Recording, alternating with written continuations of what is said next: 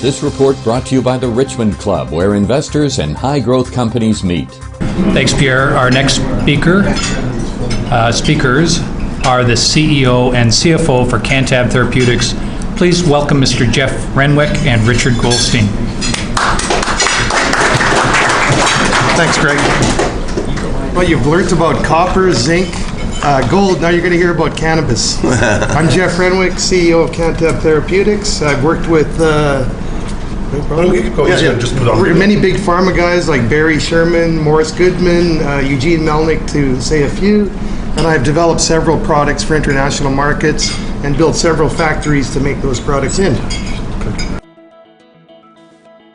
We are CannTab Therapeutics. We are science. We are performance. We are compassion. We are science. Founded April 20th, 2016, and guided by pharmaceutical industry professionals with a wealth of experience, we've developed a product line of solid oral dose delivery systems, including extended release, flash melt, immediate release, modified release, and bi-layered tablet solutions that provide a variety of cannabinoid and terpenoid blends with exacting dosages. Smoking cannabis can result in a large initial dose of the drug, followed by a precipitous drop. The result is the patient going beyond the therapeutic window and experiencing unwanted side effects. Edibles are slow to commence and to subside, but without knowing the exact dose and its time course, patients are liable to take too much, possibly experiencing an overdose beyond their therapeutic requirements. Our extended release tablet brings the patient into the therapeutic window and maintains the dosage, predictably, reliably. We also have flash melt, immediate release, modified release, and bi-layered tablet solutions. To protect our competitive advantage, we've filed 13 patents that encompass these core features. As our research continues, we're filing patents for additional unique formulations and products such as tinctures and a breakthrough medicated chewing gum. We are performance. In September 2017, we signed a licensing agreement with Emblem to develop and market 3 of our products in Canada. In January 2018, we closed a joint venture with Queensland Bauxite to market CannTab products in Australia and Asia. Shortly after, in February 2018, we acquired a natural product number given by Health Canada, licensing us to produce and market over-the-counter hemp oil capsules. Additionally, we filed with Health Canada for approval of our 100% full-spectrum CBD-based gel capsules made from industrial hemp. On April 20th, 2018, we began trading on the CSE under the ticker symbol PILL and received $5 million in proceeds from our subscription receipt financing. The proceeds will be used to build our co-location R&D and manufacturing facility, to continue manufacturing at scale, to research and to develop new products, as well as to seek partnerships around the globe. Most recently, we completed a co-location agreement with leading licensed producer FSD Pharma. This will help us complete our facility in Cobourg, expanding our capacity while controlling inputs and deferring capital costs by co-locating with producers. We are compassion. We understand the growing cannabis health and wellness markets. We provide a natural cannabis solution as an alternative to synthetic products. By doing this, we assure accurate dosage so negative side effects are reduced or eliminated. We want to provide a range of products that are created using professional pharmacological solutions in order to help our community. To accomplish this goal, we've built a team of professionals with the experience needed to bring these products to market. Our management team includes Jeff Renwick, CEO, with extensive experience in drug formulation and business development. Richard Goldstein, CFO, with 28 years of experience in investment banking, research, sales, and trading. Tommy Larocque, Procurement, with over 15 years of experience in pharmaceutical plant and GMP construction. Our advisory board and consultants include Bob Wallaschuk, with over 20 years of pharmaceutical executive experience and a keen eye for licensing opportunities, both in Canada and in international markets. Sabrina Ramkelawan, with 20 years of experience in clinical trials, including 7 cannabinoid studies, establishing her as a leader in the field. Hamish Sutherland, founder and COO of Bedrocan Canada, which was acquired by Tweed and is now Canopy, delivering over $400 million in shareholder returns. Lorne Gertner, with experience on the boards of a number of publicly traded cannabis companies. including Haiku Brands Company, and has developed a global network of contacts in the cannabis industry. And as Mr. Gertner says, I believe the ultimate solution to the delivery of cannabis will be through a hard pill. We are CannTab Therapeutics. Contact us or visit us at www.cantab.ca to learn more.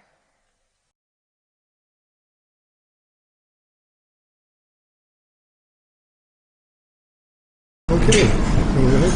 Okay, well, thank you again for coming and taking time out of your day. As you now understand, we are a cannabis company, but we really are a pharma company. And we've developed a line of products that provide precise delivery dosages in a solid oral format. And we can do that both in the medical community for people using it for medical purposes, but we can also use it for people that maybe aren't purely medical, but more self-medicator or lifestyle. And we both work with THC and CBD. So we got a couple things that nobody else in the industry has. I mean, the actual growing of cannabis is becoming like a farming industry. There's a lot of people in it. We see it as being very competitive. CannTab's developed some downstream products that can utilize the materials from this competitive industry. When the prices go down a little bit, we can add a lot of value. So we have some solid oral dose tablets, a hard pill form, both in THC and CBD. As you can see in there, they're all color-coded, so we can know that the high THC one is red, the 50-50 CBD and THC is blue, and the CBD only is yellow. The CBD only has no euphoric effect and it has a lot of medical benefits, and we see the CBD market as being bigger than the THC market as we move forward in this day of legalization. So we also have a hemp oil capsule that can be sold at pharmacies and is outside of the ACMPR regulations. And this is got CBD in it from industrial hemp. And as of today, farmers can now fully harvest industrial hemp, not just the seed. So they can use the flowers, they can use the roots, they can use everything. And inside that plant is a valuable product called CBD or cannabidiol. You heard it, I really want to enforce this, you heard it a little bit in the video. Reality is, smoking is bad for you. Everybody knows that smoking is bad for you. You know, edibles right now in Canada aren't even approved, and they're a scary offering of cannabis, frankly. Anybody that shares a cookie, a muffin, a gummy bear, if you will, there's no way that you are necessarily getting half, even if you split it down the middle perfectly, that you're getting half and your partner's getting half. With a tablet, it's a precision dose. It comes in 2.5 milligram, 5 milligram, and 10 milligram strengths. 10 milligram being the strongest that Health Canada will allow you. But at the end of the day, medicine is medicine, and tablet is the best form of medicine. So as you can see, there's other products on the market available now. Right now, it's legal to buy dried flowers and smoke them, or take them home and cook with them, or do whatever you like with it. You can get oils in like a suspension where you use a dropper or a tablespoon, or a swig out of the bottle or whatever. There's a better product that's out there called a gel capsule, which is really the actual cannabis oil inside of a gelatin cap. You can see the edibles at the end. If you look down at the CannTab XR tablet, all of the criteria to be a precision dose product is met. Shelf life is a lot better than an oil-filled gel cap. It's discreet, it's safe. The extended release allows you to have full therapy throughout the day. And the uniform dosage is very important for doctors, so as that people don't overdose or they don't take the wrong amounts. And so, there is a new cannabis consumer out there. There's the recreational that everyone will talk about. We like to refer to it as adult use. But there's a lifestyle change going on. We talked about CBD. CBD, in our opinion, will be like the next multivitamin. It'll be something you take every day. Its drive will be pushed likely by women who are the primary shoppers. 60, 70, 80, and even 90-year-olds are one of the fastest growing demographics for using medical cannabis. And they do so, for many of them, are doing so for the very first time. They don't want to smoke it. They, futzing with a dropper or whatever, or even a capsule for that matter.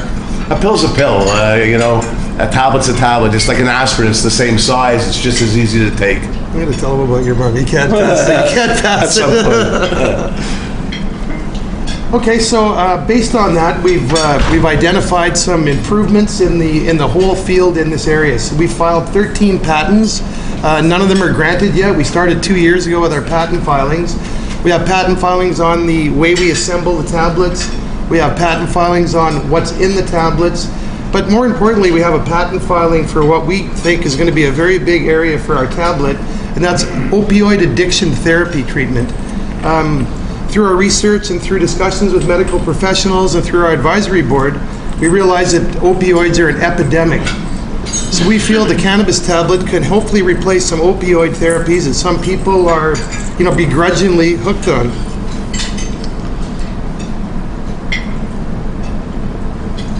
Okay, we have a lot in the pipeline, as you've heard.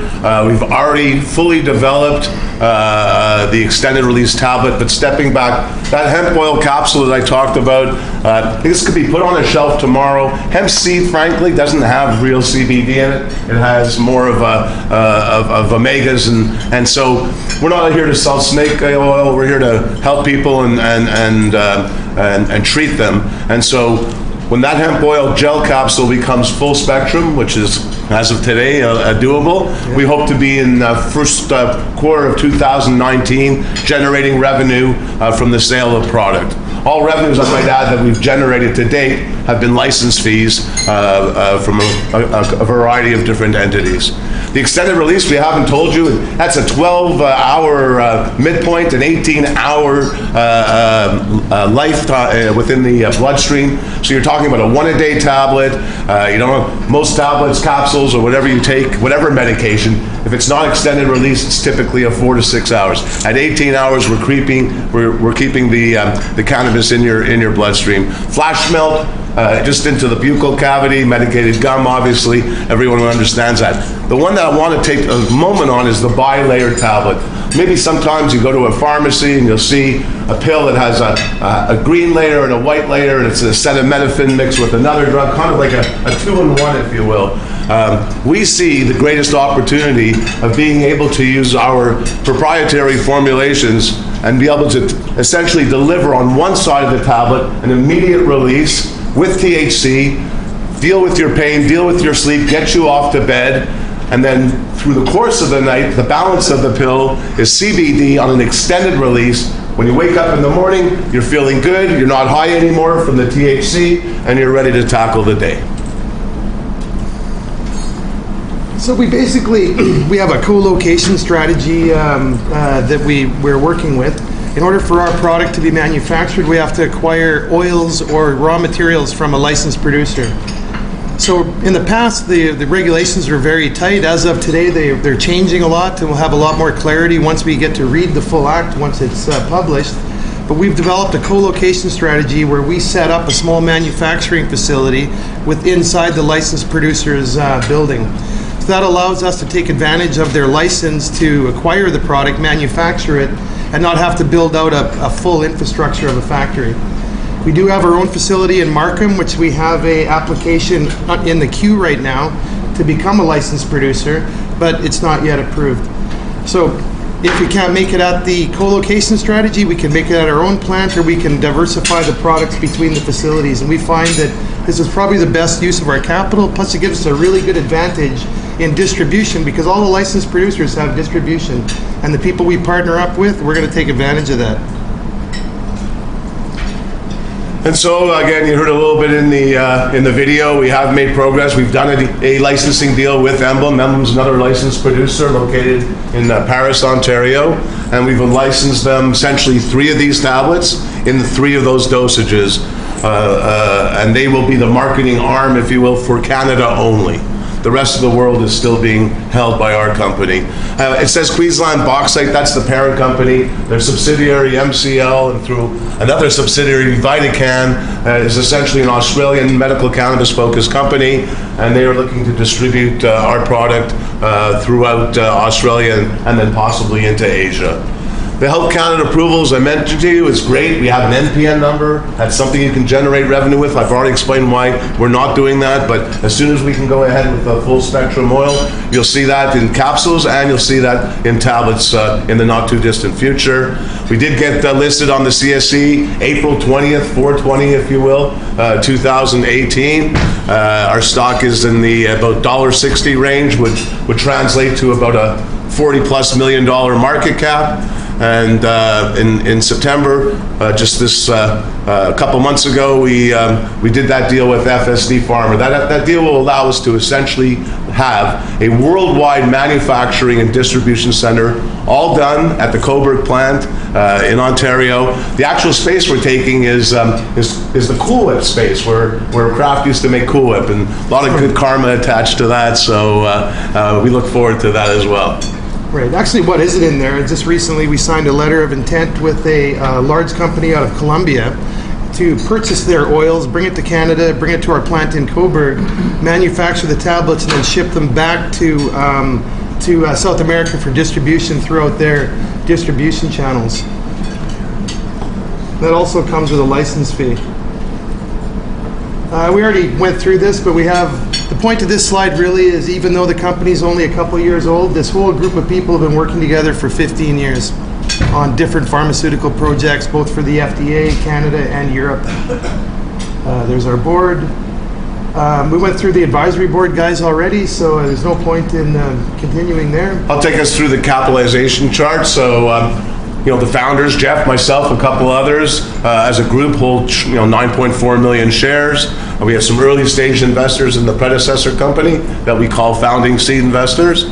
And then we did our first private placement in January of 2017, raised about $1.4 million, and then another $5 million that was done in sub-receipt basis in December. Those monies were kept in trust and then were released in April on the day that we actually began to trade pill. The RTO we did was with a shell company. The shell ended up with 625,000 shares. And then we have so far received options and warrants from an ex-board member who exercised their options and warrants and sold them and are no longer with us. So we have 25.284 million shares. As I say, just over about a $40 million market cap. The options and warrants, the options are strictly board member and employees. They're incentive options. They're not meant to be a quick score for anybody. They're meant to incentivize them to work hard and help us build the company. Same with the warrants. The warrants are a little bit to Jeff and myself, but mainly to key people that are influencers on our business and that will help us grow our business. And then obviously broker warrants. Anyone that's in the brokerage business here knows that anytime you typically sell a security, you always hope to try to get a broker warrant attached to it. Of that $5 million you raised in May, you lose about $500,000 in legal fees, closing costs, commissions, et cetera, et cetera. So we're sitting on approximately $3.2 million right now. Jeff mentioned the collaboration with New Canna out of Bogota, Colombia. We have an LOI signed with them. We truly anticipate signing the definitive agreement in the not too distant future. And with that definitive agreement comes a US $2 million license fee, non-refundable, for the territories that they acquired. So with that, we'll be well over $5 million in terms of working capital, which is sufficient for the immediate future. We keep our minds open to opportunities, and to the extent that they present themselves and we do require more capital, clearly we feel there's a marketplace and an interest in our company to do so. Appreciate your time, and we'll be around for questions and all that. Yeah, thanks a lot. This report brought to you by the Richmond Club, where investors and high-growth companies meet.